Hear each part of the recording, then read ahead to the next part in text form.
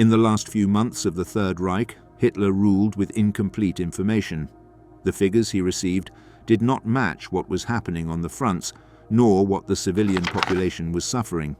The SS, the High Military Command, and various departments filtered reports, modified essential parts, and hid decisive facts while the German territory crumbled. The defeats were presented as controlled maneuvers, the logistical losses as minor delays, and the internal collapse as a temporary problem. The gap between the official documents and reality grew each week. The Reich's machinery operated on distorted information. Destroyed fronts continued to appear in organizational charts. Collapsed logistics was still described as operational, and the civil situation was reduced to statistics without context. Hitler made critical decisions based on that altered framework. What mechanisms allowed this fiction to be sustained? How was the concealment managed within the SS and the military command? What consequences did this chain of deceptions have in the last weeks of the conflict? The silence begins. Information leaked into the bunker.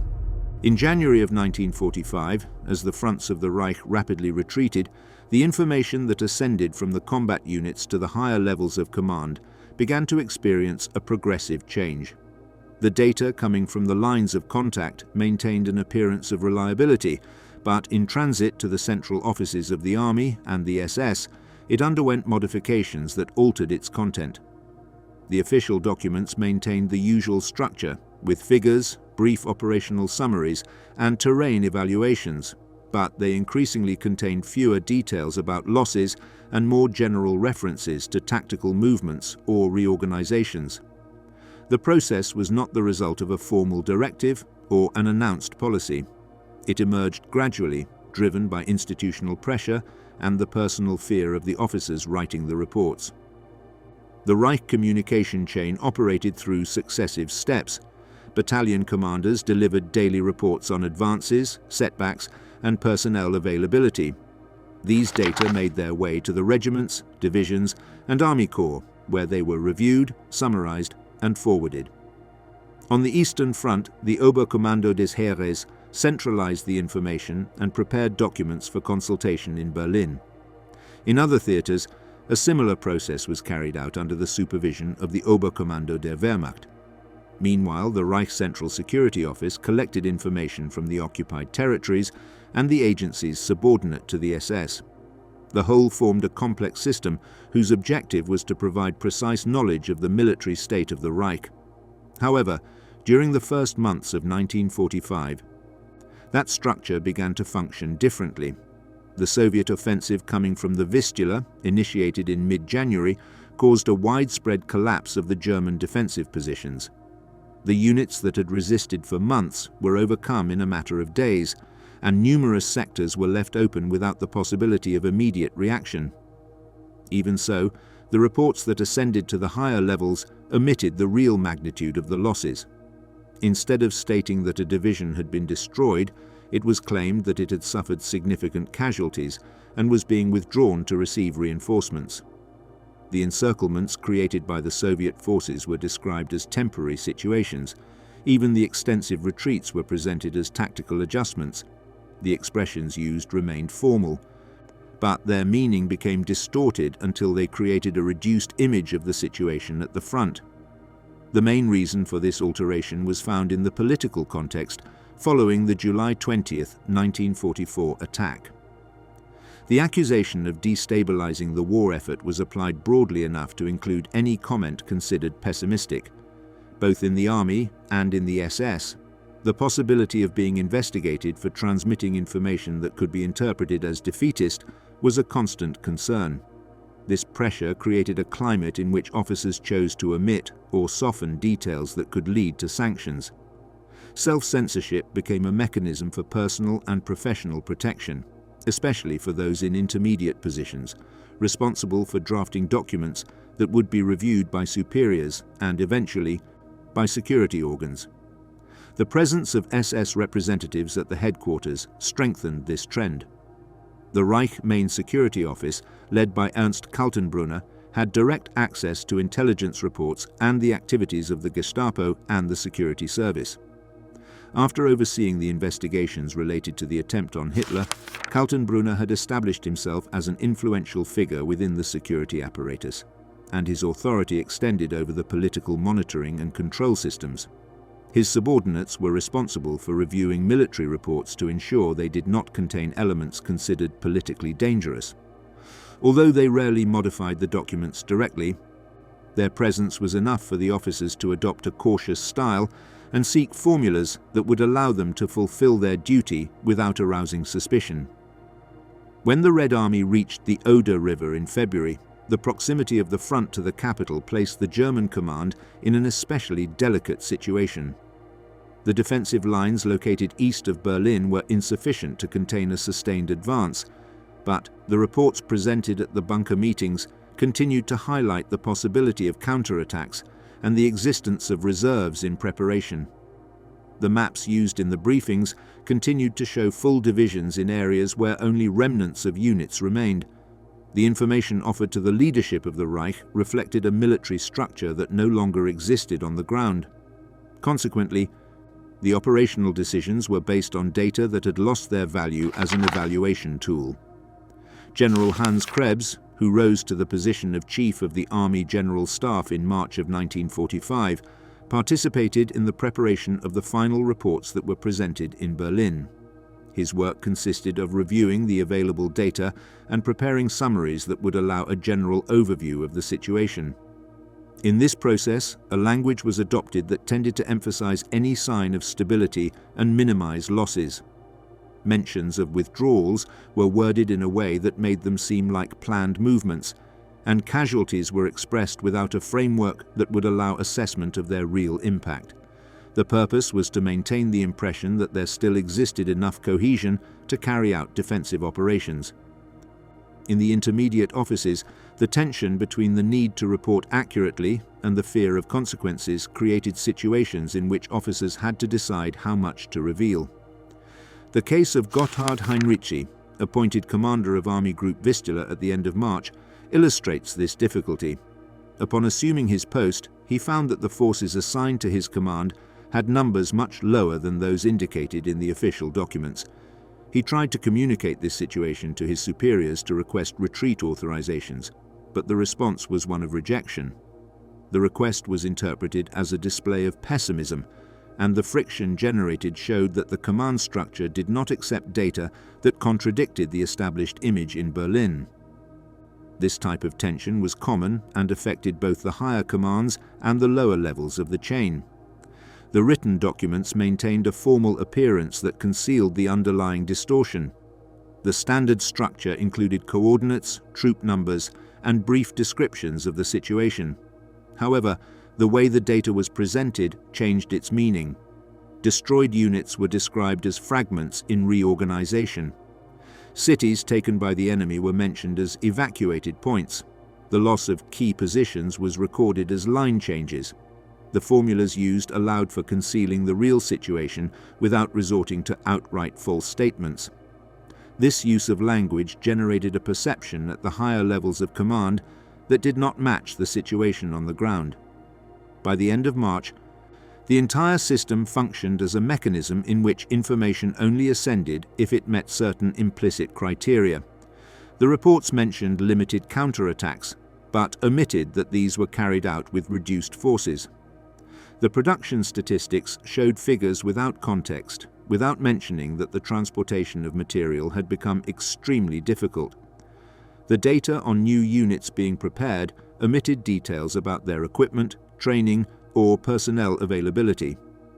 The administrative structure of the Reich allowed each agency to present information in a fragmented way, which reinforced the image that there was still operational leeway in various areas. Kaltenbrunner played a central role in this selective presentation. His reports summarized the political and military situation with a focus that highlighted the continuity of state control. Although he had detailed data on the collapse of defenses and the loss of territories, he selected those elements that could be interpreted as evidence of resistance. His communications with the Reich leadership were characterized by brief summaries that omitted the necessary context to assess the deterioration. The trust that Hitler placed in his assessments reinforced the impact of this selective information. Meanwhile, the officers who knew the real situation found themselves in an increasingly difficult position. The orders they had to relay required actions that were impossible to execute, but the military structure continued to function formally. Instructions descended from Berlin without reflecting the resources available, and those who received them had to decide whether to attempt to carry them out or reinterpret them in a way that they could be partially executed. In many cases, the orders were relayed in the exact form in which they had been received, even though those responsible for their fulfillment knew that the means were insufficient. The chain of command retained its bureaucratic appearance, but the real operational capability decreased every day. By the end of March of 1945, the distance between the actual front-line situation and the information used to make decisions in Berlin had reached its widest point.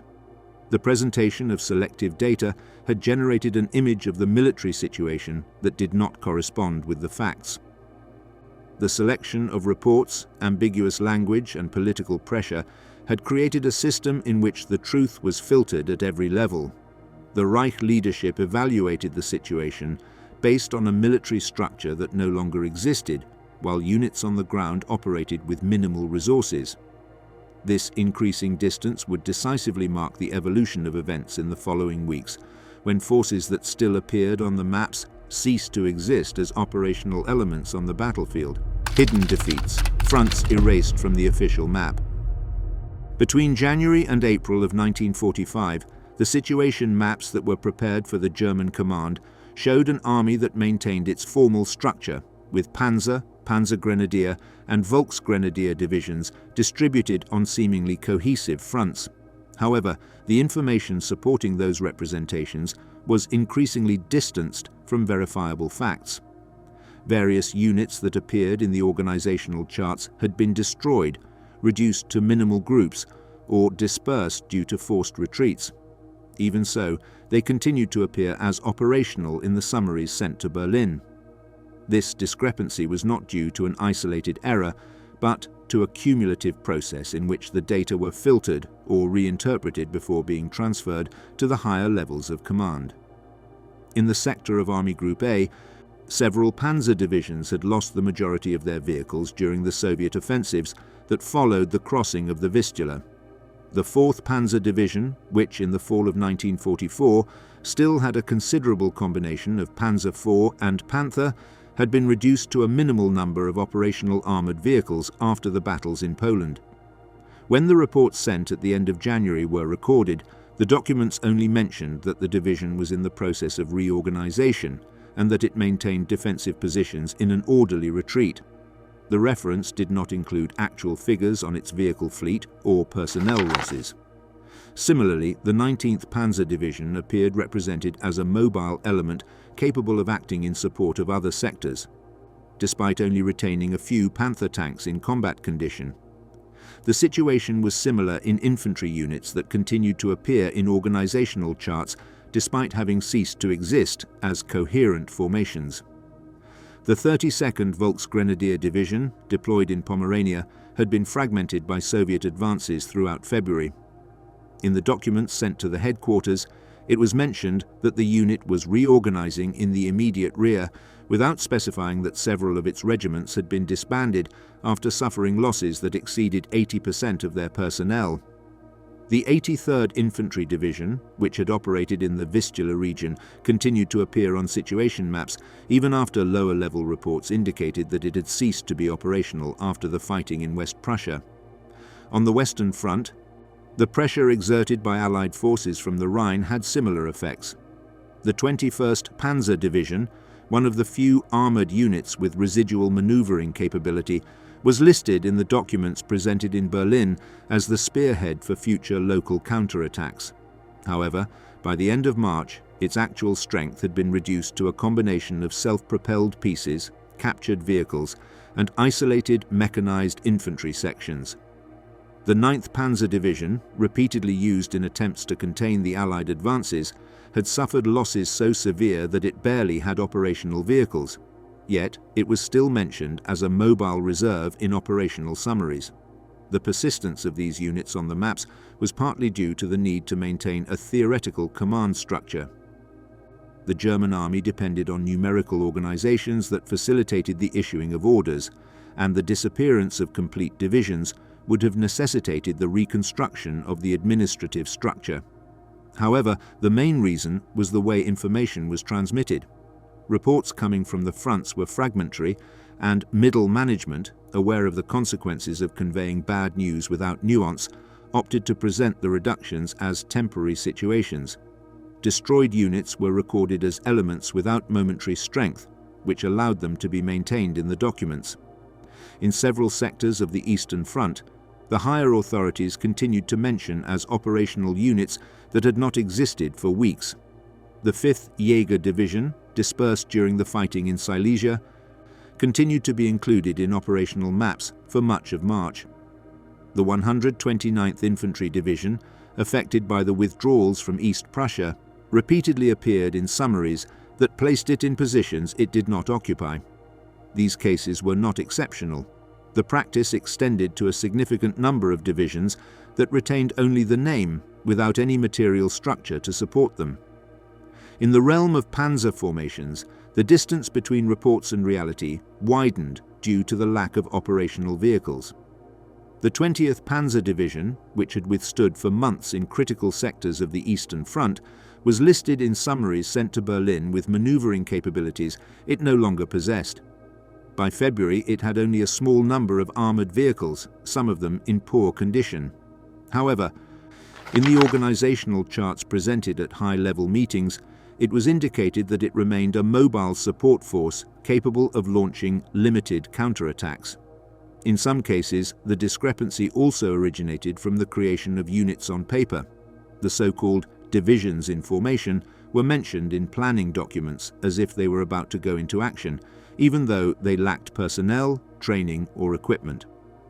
The 44th Reichsgrenadier Division Hoch- und Deutschmeister, which had been destroyed in 1944 and formally reconstituted, continued to appear in some operational summaries, despite lacking the real capacity to act as a cohesive unit.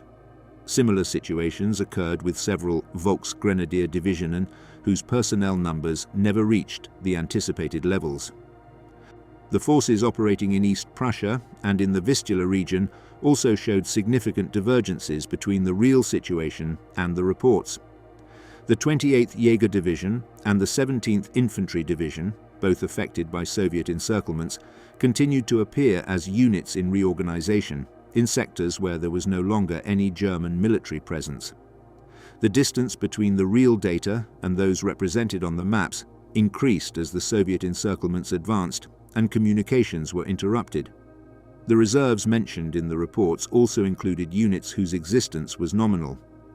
The 25th Panzergrenadier Division, which had operated on the Western Front, was presented as an element available to reinforce the Cologne sector, although it barely retained operational capabilities. The 11th SS Volunteer Panzergrenadier Division Nordland, which participated in the defense of the Baltic, continued to appear as a force capable of maneuvering even when it only retained small fragmented groups. These divisions were mentioned because their designation continued to exist within the military organization, although their strength had disappeared. In some sectors, even entire armies appeared in the documents with a capacity they no longer possessed. The 3rd Panzer Army, responsible for defending part of the Oder, repeatedly appeared as a cohesive force, although many of its divisions had been reduced to minimal contingents. The 9th Army, which was preparing for the defense of the Frankfurt an der Oder sector, continued to appear in summaries as a solid structure, even though it depended on units that no longer existed as real formations. This practice created an impression of stability in sectors where the situation was critical. The distortion affected not only the German units, but also the estimates of the enemy's strength. In the operational reports that reached Berlin, the magnitude of the enemy penetrations was often underestimated. The Soviet advances towards Küstrin and Glogau were described as limited progress, giving the impression that there was still room to contain them. This perception influenced the orders issued from the bunker, which depended on the supposed existence of units that could no longer provide coherent resistance. An additional element in the informational distortion was the persistence of front lines drawn according to strategic intentions, not to the real situation. In the maps used in evaluation sessions, the defensive lines appeared as continuous, although in practice they consisted of scattered groups of soldiers with no cohesion among them. In some cases, those responsible for drawing up the maps filled gaps with symbols of units whose presence was uncertain, based on partial reports. This practice maintained the appearance of an organized front, but generated decisions based on incorrect assumptions. The presentation of counterattacks also contributed to the distorted image. Very limited operations, carried out by small groups, were recorded as examples of effective resistance. In the summaries sent to Berlin, these episodes were mentioned without explaining the reduced nature of the forces involved. As a consequence, it was interpreted that there was residual offensive capability.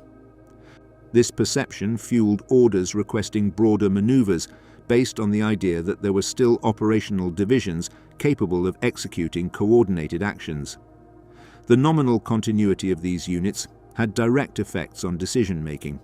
The orders issued from higher levels assumed the existence of forces listed in the documents, and those responsible for executing them had to repeatedly point out that they did not have the necessary means. In many cases, these observations were not passed upwards or were considered exaggerations.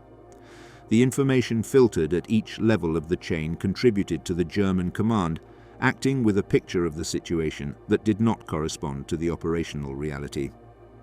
The result of this process was the creation of a system in which the German army continued to exist on maps long after losing combat capability in the field. The divisions mentioned by their names did not represent actual forces, but nominal structures. The upper levels of command relied on these representations to organize the defense, which generated instructions that could not be fulfilled. As enemy operations progressed, the gap between facts and documents increased until military planning was based on units that only existed on paper. The logistical lie, a Reich without operational capacity. Between January and April of 1945, the logistical image portrayed to the German leadership showed a system capable of sustaining military operations through a functional railway network, supplied depots, and a continuous flow of fuel and munitions. This representation maintained the appearance of continuity of the war effort, but it contrasted completely with the real situation. The transportation network was devastated by Allied bombings. Fuel distribution had collapsed, and munitions production was fragmented and unable to meet the basic needs of the forces in combat. Still, the reports that ascended to Berlin adopted a language that turned permanent disruptions into temporary delays, destroyed facilities into structures under repair, and critical shortages of supplies into correctable difficulties. The Deutsche Reichsbahn had constituted the axis of mobility of the Reich for years. Its infrastructure supported everything from the transfer of heavy material to the mobilization of reserves, including the supply of divisions on all fronts. The railway system connected the industrial centers of the Ruhr, Berlin, Saxony, and Silesia with the combat lines, and around it, the logistical strategy had been configured since 1939. However, by January of 1945, that network had lost its functional integrity. The strategic Allied bombings, concentrated since 1943 on railway hubs like Hamm, Kassel, Magdeburg, Brunswick, Munich, and Mannheim, had destroyed classification stations, freight yards, coal depots, and repair workshops. The main connections from the west into the interior of the Reich were interrupted by the attacks that had demolished bridges over the Rhine, the Weser, and the Elbe. The auxiliary lines, which had functioned for years as alternative routes, were saturated or completely rendered unusable by accumulated damage. The technical reports transmitted from the transportation departments continued using the usual designations to describe the state of the tracks. The expression "temporary interruption" appeared in numerous documents referring to sections completely destroyed. The category "operational restriction" was applied to routes on which neither locomotives nor wagons could run. Even when the extent of the damage was evident, such as in the cases of collapsed bridges or stations turned into rubble, the reports described the problems as capable of being solved through emergency work.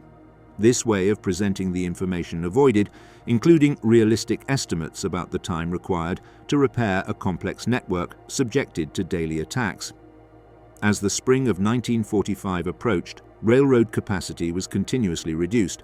The workshops that had been used to maintain locomotives and wagons had been destroyed or were isolated from the rest of the network. The coal shortage further complicated train operations. Even in sectors where the tracks were still technically usable, the lack of fuel prevented them from running. The Reichsbahn tried to employ lower consumption locomotives and alternative traction, but the accumulated damage surpassed any reorganization efforts. Internal documents pointed out that the frequency of train traffic had decreased to minimum levels, but this information was not fully conveyed in the evaluations prepared for the meetings in Berlin. The impossibility of maintaining a coherent logistical flow immediately affected the transportation of weaponry. The factories that continued producing war material, some of them relocated underground to avoid bombings, could not send their production to the fronts because the railway links were destroyed. Newly assembled tanks remained stored in isolated facilities without the possibility of transfer. Artillery pieces produced in scattered industrial centers could not be grouped to form operational units, and rifles and machine guns destined to reinforce exhausted divisions remained in depots without being distributed. Fuel constituted an even more critical problem. Germany lacked significant oil sources and depended on coal hydrogenation to produce synthetic gasoline. This process, developed throughout the 1930s, required large industrial facilities that had begun to be the target of systematic Allied bombings since 1944. The plants in Luna, Berlin, Pölitz, and Gelsenkirchen, among others, suffered continuous damage that drastically reduced production. By the end of that year, fuel availability had decreased to levels that compromised the operational capacity of the Luftwaffe and the panzer formations. By January of 1945, the reduction in fuel reached figures that prevented any serious planning of military operations dependent on mechanized mobility. The fighter planes that were supposed to intercept Allied bombers remained on the ground due to a lack of gasoline, and the tanks operated with minimal autonomy. Reserves were distributed according to strict criteria, prioritizing sectors considered critical, but even in them, the amount received was not enough to sustain prolonged operations. In some cases, technical reports mentioned percentages that suggested acceptable availability, but omitted that the total capacity on which that percentage was calculated was only a fraction of what Germany had had 1 year before. The impact of this shortage was not limited to mechanized forces. The distribution of artillery heavily depended on vehicles for transporting pieces and ammunition, but the lack of fuel forced these movements to be minimized. In numerous sectors, the gunners had to conserve their shells because the transports intended to supply the batteries could no longer operate. Tactical mobility was limited to short distances, and the possibility of repositioning heavy material became exceptional. The Luftwaffe, which in theory still had hundreds of aircraft, did not have fuel to use them. The mere nominal existence of air units ceased to have operational relevance. The ammunition completed the collapse of the logistical system. German industry had reached high levels of armament production in 1944, but that production did not include a proportional amount of shells and explosives. The availability of steel was reduced as the territories rich in coal and iron ore became isolated by enemy advances. The factories that produced explosives depended on chemical installations that were among the priority targets of the Allied bombers. Although some plants managed to maintain production, the distribution became impossible in large areas due to the destruction of the railway links. By early 1945, the shortage of ammunition affected both infantry units and artillery and anti-aircraft defense. The operational reports sent from various fronts indicated the need to ration shots, especially in field artillery pieces. In sectors where German troops attempted to hold defensive positions, the lack of shells prevented them from responding to enemy fire. Anti-aircraft units, responsible for protecting industrial facilities, lacked sufficient ammunition to face Allied raids. The reduction of air defense, in turn, contributed to the continued destruction of the industry, closing a cycle of deterioration in which each factor worsened the next. The collapse of logistical communications was aggravated by the progressive loss of territories that had been essential for industrial production.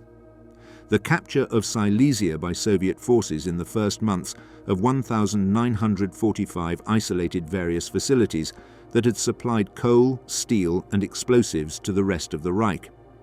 This process left Speer without access to fundamental raw materials to sustain production. Although the underground factories continued manufacturing weapons, the lack of fuel, transportation, and materials turned that production into an effort without operational consequence. The technical reports that were sent to Berlin never captured the full magnitude of these problems. The data was presented in the form of partial figures, averages, or percentages that were insufficient to convey the overall picture. A report might mention that tank production reached a certain monthly number without clarifying that most of those units would remain in depots with no possibility of distribution. Another document might indicate that there were ammunition reserves without explaining that they were isolated behind destroyed railway lines. The result was a fragmented view that allowed the assumption that the Reich still retained the capacity to sustain defensive operations, although in reality it had lost its essential infrastructure. In April of 1945, numerous depots with weapons, munitions, and supplies remained full, but completely disconnected from the units that needed them. In areas near Berlin, Soviet forces captured installations where significant quantities of shells and light weapons were stored that had never reached the troops in combat. The existence of these depots showed that the problem was not only production, but the absolute impossibility of moving material through an already collapsed logistical network. The accumulation of unused resources was a reflection of the overall state of the system, in which each component depended on another already destroyed or inoperative. During the last few weeks of the conflict, the logistical information that reached the bunker maintained the appearance of complete technical reports. Figures for production, nominal reserves, and potential capacities were mentioned. However, the essential elements to interpret these data, state of the railways, availability of fuel, accessibility of depots, actual distribution capacity, were left out of the summaries. The bureaucratic structure continued to generate documents with an appearance of precision, but their content did not reflect the material situation on which the German army had to operate. The administrative continuity contrasted with the physical disappearance of the system that was supposed to sustain it. The lies about the civilians, a crisis out of control. In the early months of 1945, the civil information rising towards the higher offices of the Reich showed a controlled picture of the situation within German territory. The official reports described tight but functional rationing, effective air raid protection measures, and orderly population movements from the threatened regions. The administrative structure continued generating documents with a technical appearance, accompanied by figures suggesting continuity of essential services. However, that representation was far from the reality faced by millions of civilians. The simultaneous deterioration of supply, urban destruction from air attacks, and massive displacements from the east had created an unprecedented humanitarian crisis in German territory. Even so, this situation barely appeared in the summaries reaching the Führer bunker. The rationing system had maintained its effectiveness during the early years of war, due to the availability of resources from occupied territories. The Food Administration had organized a regulated distribution through cards that assigned specific quantities of staple products. This system allowed for the registration and control of deliveries, but depended on stable internal production and access to goods from external agricultural regions. Starting in 1944, territorial changes and the loss of production areas began to reduce the availability of food. By January of 1945, the ability to maintain sufficient rations was affected by the loss of agricultural labor, the partial destruction of machinery, the decline of transportation, and the competition for essential resources. In many regions, the assigned quantities could not cover the minimum needs to sustain the population during a particularly severe winter.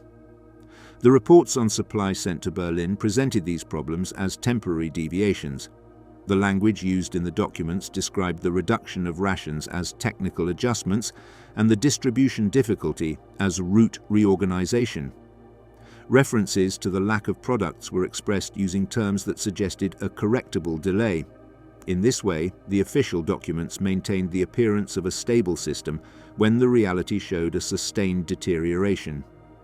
The queues at distribution points were frequent, and the amounts received were progressively reduced.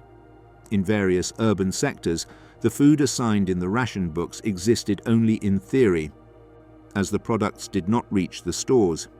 The civilian population resorted to parallel markets to make up for the lack of essential goods. The exchange was carried out through valuable personal items or products obtained through unofficial means. The existence of these circuits evidenced the inability of the formal system to ensure supplies. However, these aspects did not appear in the documents that ascended through the administrative chain. The summaries presented to the higher levels maintained the usual statistical form, without describing the daily impact that the lack of food had on millions of people. As the supply deteriorated, German cities faced increasing destruction as a result of strategic bombings. Since 1943, Allied attacks had affected industrial centers, ports, and residential areas. Air operations destroyed electrical facilities, water networks, workshops, factories, and large areas of urban infrastructure. In 1945, many urban centers were partially inoperative. Berlin, for example, had suffered multiple attacks that damaged public buildings, homes, and basic services. The accumulation of debris made circulation difficult and complicated any repair efforts. In other cities like Hamburg, Cologne, or Kassel, the impact of the bombings had left entire areas uninhabitable. Urban transport networks were disrupted, communications were irregular, and the supply of running water was frequently affected. The population depended on underground shelters and basements that functioned as temporary protection spaces. The lack of buildings fit to live in generated overcrowding and poor sanitary conditions. Despite this, technical reports that rose to higher levels prioritized descriptions of material damage, leaving aside information about the situation of those who had lost their homes. The documents on bombings focused on assessing the industrial capacity available after each attack. They indicated percentages of factories destroyed or workshops inoperative, but did not detail the number of people without access to housing. The figures on fatalities or injured were presented as isolated data, without an analysis of how they affected the city's ability to sustain their population. In this way, the information presented in the bunker reflected the continuity of industrial functions, while the reality showed a progressive loss of basic living conditions in urban centers. The third element of the civil crisis was the massive displacement from the eastern regions. As Soviet forces advanced on East Prussia, Pomerania, and Silesia, the inhabitants of these areas undertook displacements towards the interior of the Reich. The evacuation routes, improvised in many cases, gathered people of all ages who moved in vehicles, carts, or on foot over long distances. The winter of 1945, particularly harsh, made these movements difficult. Throughout January and February, the roads heading west recorded a continuous flow of groups of refugees seeking safer areas. The evacuation had not been planned adequately. The regional authorities had avoided authorizing broad movements of the population so as not to generate alarm and not to give the appearance of loss of control. As a consequence, many families began their displacements when the Soviet forces were already close to their localities. The lack of coordination generated congestion on main routes and overloads in areas where the infrastructure was not prepared to receive large numbers of people. In some regions, the authorities managed to organize railway or maritime transport, but the available capacity was insufficient to cover the magnitude of the displacement. During the course of those months, millions of people left their homes. Many of them headed toward inland cities that were already overwhelmed by the destruction of housing and the lack of supplies. The flow of refugees increased the pressure on already weakened distribution systems. In Berlin, for example, the continued arrival of displaced people further increased the demand for food, water, and shelter in a city that had lost a large part of its infrastructure. The combination of local population and refugees generated a level of overcrowding that complicated the management of basic services. Reports on mass displacement were presented through figures that accounted for people evacuated or relocated, but without describing the conditions under which these movements occurred. Organized contingents by local authorities were mentioned, but no details were given about improvised routes or difficulties arising from winter weather. Mortality during the displacements was not reflected in the summaries that arrived in Berlin. Instead, expressions were used that suggested the population had been evacuated in an orderly manner, without indicating the obstacles faced by those traveling on congested routes or under indirect attacks. In various cities, the arrival of refugees exceeded the capacity of available spaces. Basements, stations, and partially damaged buildings served as temporary shelters. The lack of heating, the shortage of drinking water, and the limited availability of food affected the health of those who were in transit or newly arrived. Authorities tried to organize the distribution of resources, but damage to infrastructure prevented supplies from reaching all those in need.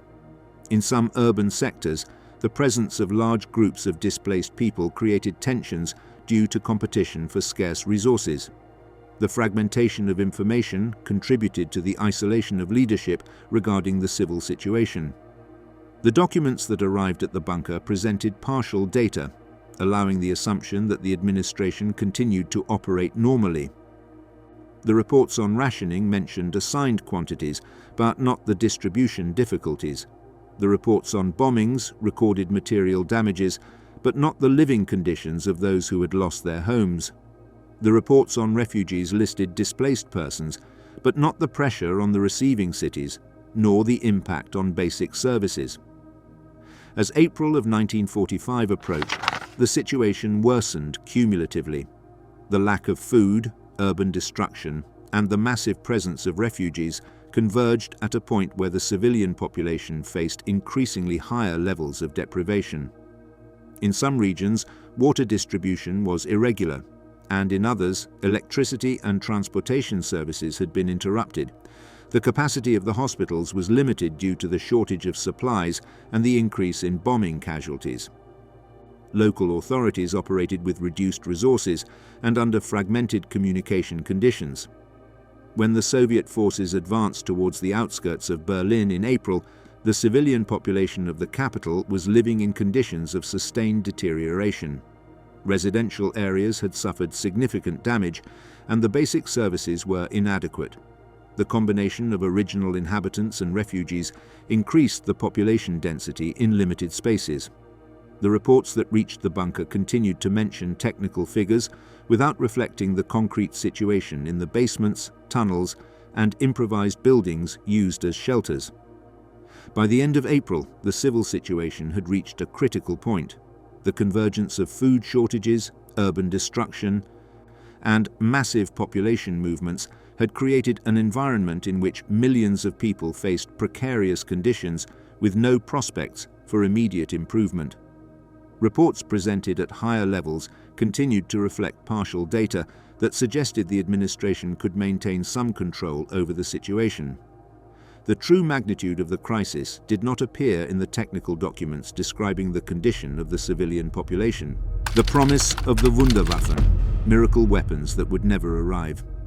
During the first months of 1945, when the military situation of the Reich was deteriorating on all fronts and the logistical infrastructure had lost its cohesion, technical reports related to advanced armament projects continued to be presented as evidence that possibilities still existed to regain the initiative.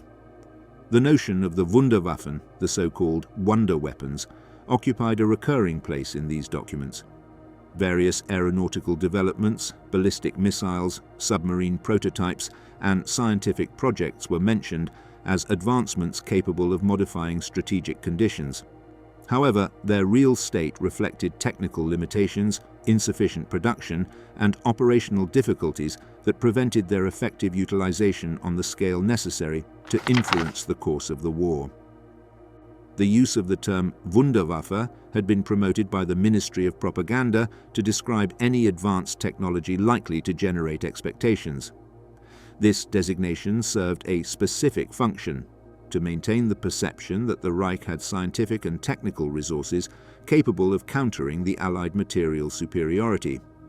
Despite the logistical deterioration and the progressive reduction of conventional production, the reports continued to highlight these projects as imminent breakthroughs. In this way, the administrative apparatus maintained an image of technological continuity that contrasted with the real difficulties faced by the armament programs. Among these developments, the V-2 missiles constituted the most well-known example.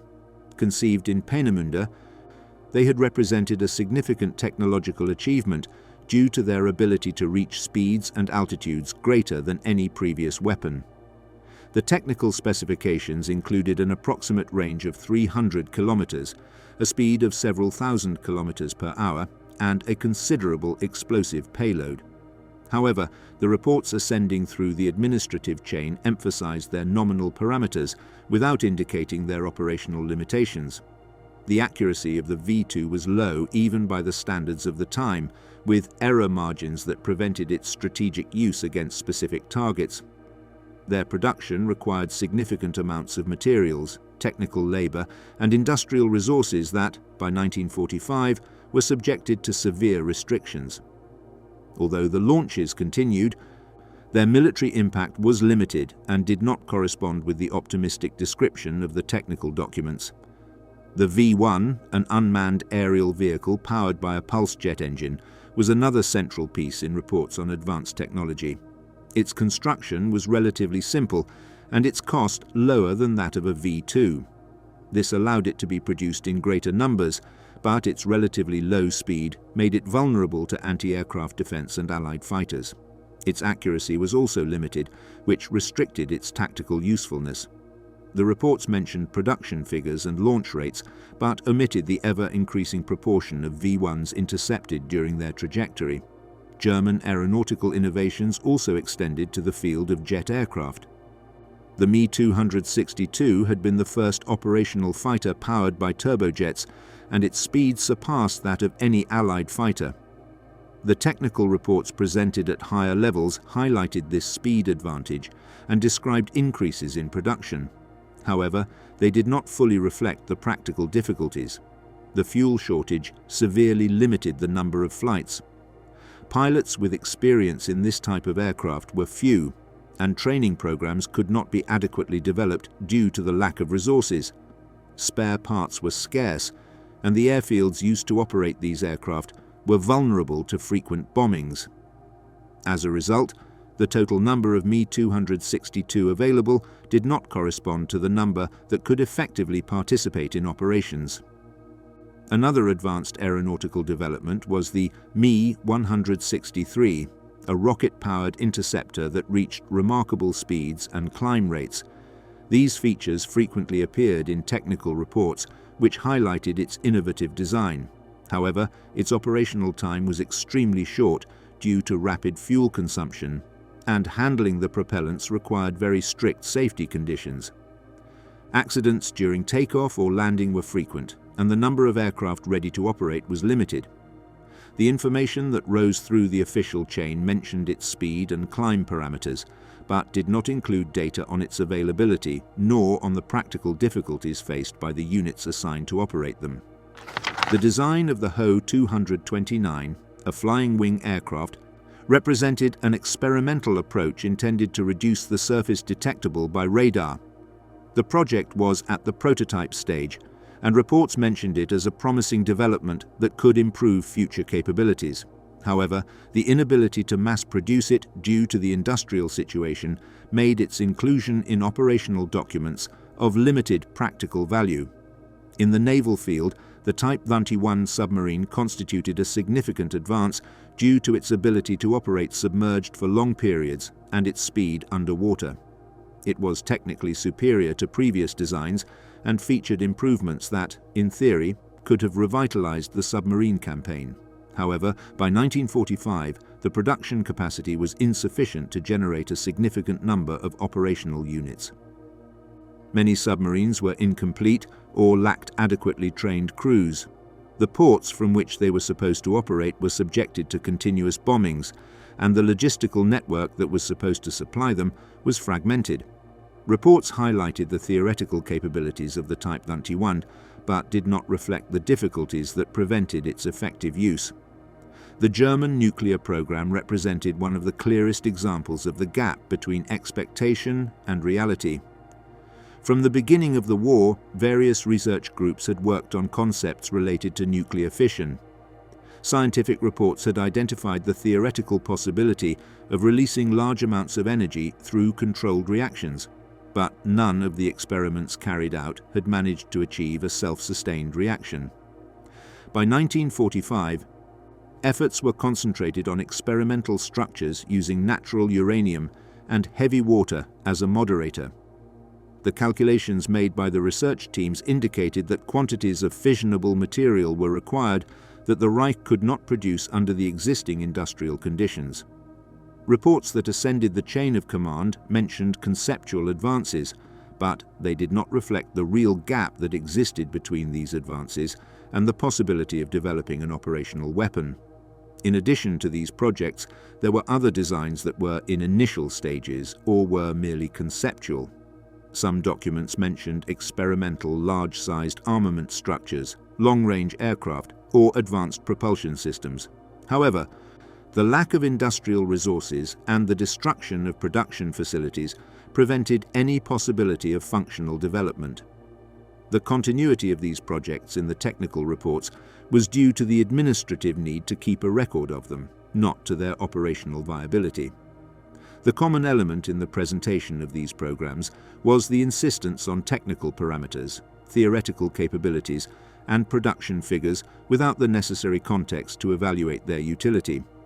The reports highlighted maximum speeds, ranges, completed prototypes, or units under construction, but omitted essential information about fuel availability, state of the facilities, crew training, or logistical capacity. The accumulation of these data created the appearance that there was a set of innovations capable of modifying the military situation, although none of them were available in conditions that would allow a decisive deployment. The administrative structure of the Reich favored this fragmentary presentation. The departments responsible for each project provided information reflecting specific advances without considering the overall state of the industrial and logistical system. The reports were integrated into technical summaries that presented the sum of theoretical capabilities unfiltered by feasibility. In this way, the image that ascended to the higher levels was one of an expanding technological capacity, although the material and territorial deterioration of the Reich prevented these capabilities from manifesting operationally. By April of 1945, the main projects considered Wunderwaffen maintained their nominal existence but lacked real influence. The V missiles continued to be launched from the few positions still available on the continent, but their strategic impact was limited. The jet planes were scattered among damaged airfields, many of them immobilized due to a lack of fuel or spare parts. The advanced submarines remained in ports subjected to constant bombardment without the possibility of operating continuously. The nuclear projects were limited to experiments without immediate military application. The production of prototypes or isolated units did not equate to an operational capability able to change the course of the conflict. In the technical documents prepared during those months, these limitations did not appear explicitly. The information remained organized around parameters that described scientific or industrial advances. This approach created a considerable gap between the actual situation and what was presented in the official reports. The accumulation of advanced projects could suggest that there was a solid technological base capable of supporting future operations, but in practice, they were fragmented initiatives, without sufficient resources, without infrastructure for their serial development, and without logistical conditions that would allow their effective use. When the defensive lines of the Reich were disintegrating in different sectors, the Wunderwaffen continued to appear in technical reports as elements that could contribute to future operations. However, by then the industrial system, the distribution network, and the military organization had lost much of their functionality.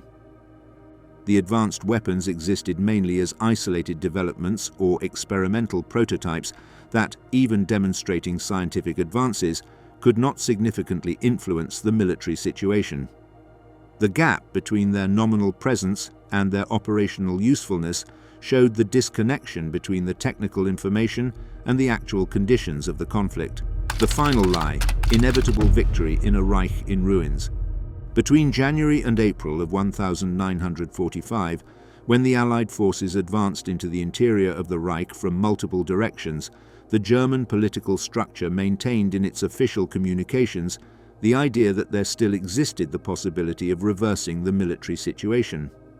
The notion of a final victory, supported for years in public speeches, continued to form part of the reports and communications that ascended to the Führer bunker. This narrative was supported by a selective presentation of information from the fronts, by interpretations that turned operational defeats into temporary setbacks, and by the persistent assertion that the enemy powers faced internal difficulties that would open new strategic opportunities. The concept of inevitable victory had been systematically introduced into the official discourse since 1943, when the first significant setbacks began to affect the Reich's ability to maintain strategic initiative. The presentations made at public events and newsletters highlighted Germany's industrial, technical, and moral capacity to sustain the conflict. The fall of Stalingrad, which marked a decisive change on the Eastern Front, was followed by messages emphasizing the need for broader mobilization and the possibility of restoring the situation through sustained effort.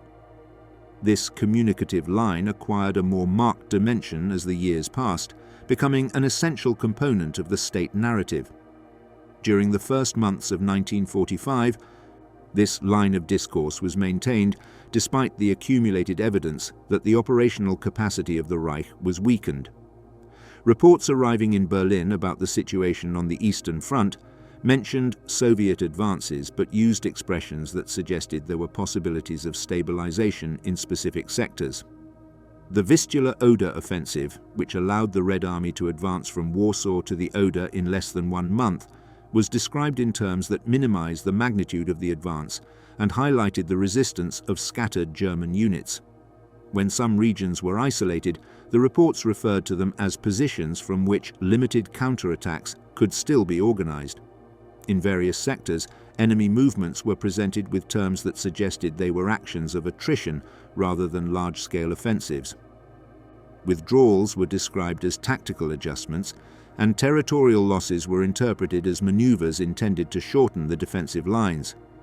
This way of drafting the information helped maintain the perception that a strategic possibility still existed to reorganize the defense. The tensions between the Allied powers also appeared in the reports as an element likely to influence the development of the conflict. In early February of 1945, when the Yalta Conference was held, the differences of opinion between the United States, the United Kingdom, and the Soviet Union were interpreted in some internal documents as signs that the Allied coalition might experience significant disagreements. These analyses suggested that Germany might benefit from eventual divergences between the Western Allies and the Soviet Union, which would allow for negotiating partial agreements or slowing progress in different sectors. Although there was no evidence that such divisions could have immediate military consequences, this interpretation was maintained in certain areas of the administration.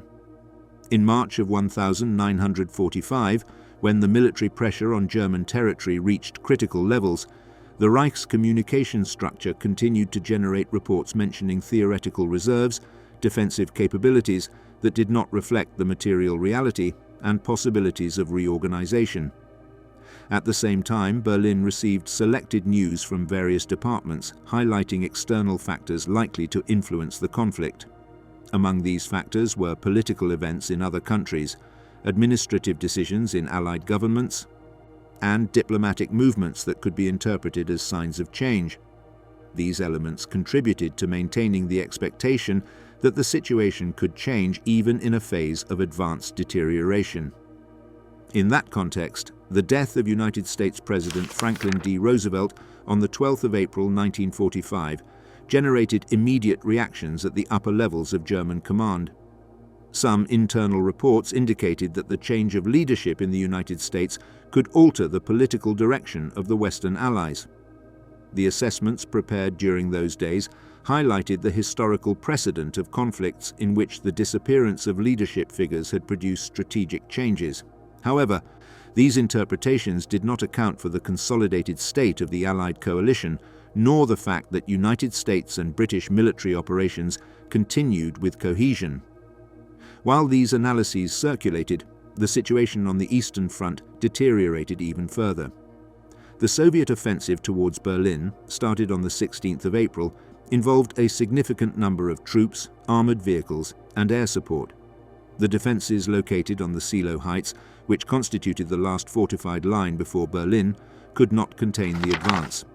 The operational information reaching the bunker mentioned the intensity of the fighting and the losses suffered by the defending units, but maintained reference to counterattacks in preparation and secondary defensive positions that, in practice, lacked the capacity to halt the enemy advance. By the 21st of April, the first Soviet units had reached the suburbs of the capital. In parallel to the military situation, various administrative orders continued to be issued from Berlin. Among them was a decree related to the destruction of infrastructure in areas threatened by the enemy's advance. The document indicated the need to prevent the invading forces from being able to use industrial facilities, bridges, or public services. This directive was based on the logic of denying resources to the adversary, but it faced opposition from civil and military authorities who pointed out that its implementation would affect the German population remaining in those regions. In several cases, regional authorities chose not to carry out the demolitions on the indicated scale. Considering that the damage to the infrastructure would not alter the Allied advance and would worsen the situation of the local inhabitants. During April, the defensive capacity inside Germany was fragmented. Numerous sectors lacked sufficient forces to sustain prolonged positions. Communications with scattered units were irregular, and the availability of fuel and ammunition was severely limited. Despite this, reports sent to the bunker continued mentioning the existence of local reserves, units in reorganization, and capacity to carry out specific maneuvers. In some cases, these references were based on outdated data that did not reflect the actual state of the units mentioned. On April 20th, in a context of accelerated deterioration, a formal event was held that had lost its operational relevance. On that same day, Soviet forces began direct artillery bombardments on the city, affecting residential areas and administrative buildings. Internal communications were periodically disrupted, forcing the authorities to reorganize the channels of order transmission. Various departments continued to generate informational bulletins mentioning episodes of local resistance, but these efforts could not change the general situation. At the end of April, the military movements around the capital evidenced the collapse of any coordinated defensive capacity. The reports arriving in Berlin mentioned sectors where the German lines were reduced to scattered groups or units without operational cohesion. Even so, in some summaries, there were continued references to counterattacks that could not be executed. The informational structure continued to function nominally, but it lacked a link to the reality on the ground. In those same days, the final official documents related to administrative succession and the continuity of government were drafted. Various political figures were appointed to positions in anticipation of a potential leadership vacuum. These appointments were made following the existing provisions in the structure of the Reich, although their practical applicability was minimal in a context where the ability to communicate with broad areas of the territory was practically lost. During the 28th and 29th of April, several documents were drafted that reflected the formal position of the German leadership regarding the situation. These texts focused on administrative provisions and references to the need to maintain resistance in those areas where operational units still existed. By then, the availability of military resources was severely limited, and the forces that continued fighting did so under conditions of increasing isolation. The information contained in the official documents did not reflect the magnitude of the operational collapse, nor the logistical and territorial limitations that defined the final phase of the conflict. On the 1st of May, the central administration of the Reich was left without the ability to issue effective orders. The situation in Berlin had deteriorated to the point that it was only possible to transmit messages within small areas of the city. The remaining units operated without coordination and with minimal resources. The military structure that for years had supported operations on multiple fronts had lost cohesion. The night of the 7th to the 8th of May, a document was signed in Reims establishing the cessation of German military resistance.